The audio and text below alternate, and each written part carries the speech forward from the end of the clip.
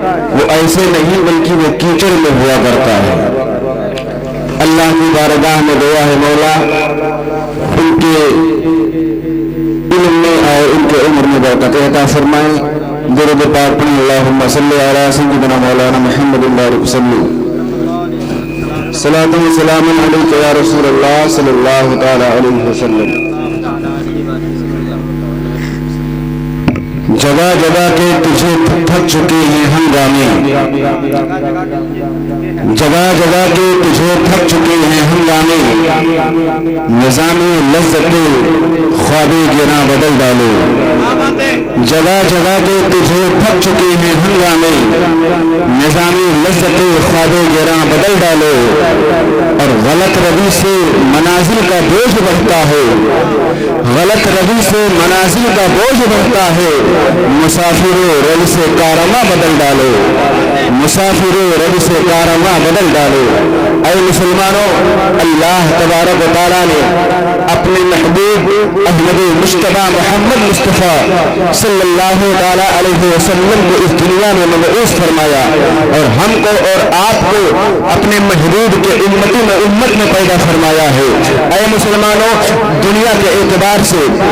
اگر جائزہ لیا جائے تو کوئی بھی انسان اگر کہہ لیا جائے کہ حافظ منور صاحب جامعات مدرسہ اہل سنت حشمت العلوم میں گئے پڑھنے کے لیے، ہمیشہ کے لیے نہیں، قیامت تک کے لیے نہیں، بلکہ کچھ وقت کے لیے گئے ہیں، یعنی اس وقت تک جب وہ حافظ قرآن بن جائیں گے پھر وہ اپنے گھر پر واپس چلے آئیں گے۔ اسی طریقے سے کوئی بھی انسان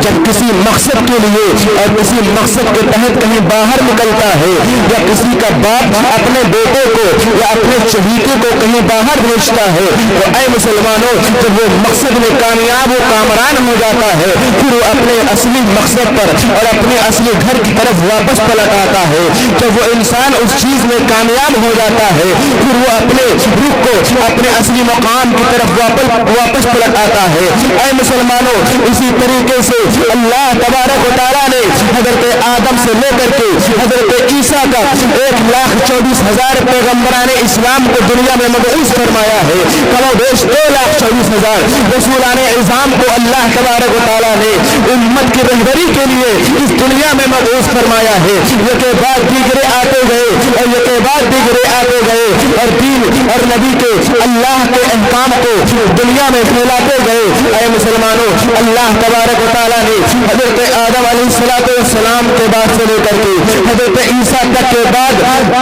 اور حضرت عیسیٰ کے بعد میں جناب احمد مجتبیٰ محمد مصطفیٰ صلی اللہ تعالیٰ علیہ وسلم کے درمیان میں لگ بھگ 500 سال کا عرصہ تھا۔ اے مسلمانوں، اس وقت اس درمیان میں ایسا خلا پایا جاتا تھا کہ اے مسلمانوں، برائی چرم سیما کو پار کر گئی تھی۔ لوگ اپنے بیٹیوں کو قبر میں زندہ دفن کر دیا کرتے تھے۔ لوگوں کا عالم یہ تھا کہ عرب کی سرزمین اتنی بزدل تھی اور اتنے عیار اور مکار ہوا کرتے تھے۔ اے مسلمانوں، کوئی ایک خدا کہنے کو تیار نہیں تھا، کوئی نبی کا کلمہ پڑھنے والا نہیں تھا۔ لیکن اے مسلمانوں، اللہ کے نبی نے جب اپنے اللہ تبارک و تعالیٰ نے جب اپنے محبوب کو اس دنیا میں مبعوث فرمایا تو اے مسلمانوں، جب اللہ کے نبی صلی اللہ تعالیٰ علیہ وسلم نے اپنے زندگی کو مکہ کی وادیوں میں اور طائف کی سرزمین میں جب گزارا، خدا کی وحدانیت کا اقرار کرواتے رہے کہ اے لوگوں،